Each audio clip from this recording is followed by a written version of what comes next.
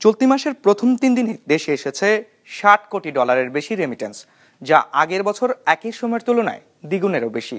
বাংলাদেশ ব্যাংকের হালনাগাদ প্রতিবেদনে এমন তথ্য উঠে এসেছে। আর একক মাস হিসেবে মেতে এসেছে $297 কোটি রেমিটেন্স, যা দেশে আসা দ্বিতীয় সর্বোচ্চ রেমিটেন্স। ঈদুল আজহাকে কেন্দ্র করে দেশে এমন রেমিটেন্সের প্রভাব মত বিশ্লেষকদের। 250-টিরও বেশি ডিজাইন অপশন নিয়ে ওয়ালটন স্মার্ট ফ্রিজ, বোঝে আপনার প্রয়োজন। দেশের দ্বিতীয় সর্বোচ্চ বৈদেশিক মুদ্রা আয়ের উৎস প্রবাসীদের পাঠানো অর্থ বা রেমিটেন্স। হিসেব বলছে গেল মাস অর্থাৎ মেতে দেশে এসেছে $297 কোটি রেমিটেন্স, যা এখন পর্যন্ত দেশে আসা দ্বিতীয় সর্বোচ্চ প্রবাসী আয়। তার আগের বছর একই সময়ে দেশে এসেছিল $225 কোটি রেমিটেন্স। সে হিসেবে বছরের ব্যবধানে দেশে প্রবাসী আয় বেড়েছে $72 কোটি। আর ঈদুল আজহার ঠিক আগ মুহূর্তে চলতি মাসের প্রথম 3 দিনে দেশে এসেছে $60 কোটি প্রবাসী আয়। 2023-24 অর্থ বছরের একই সময়ে যা ছিল $28 কোটি।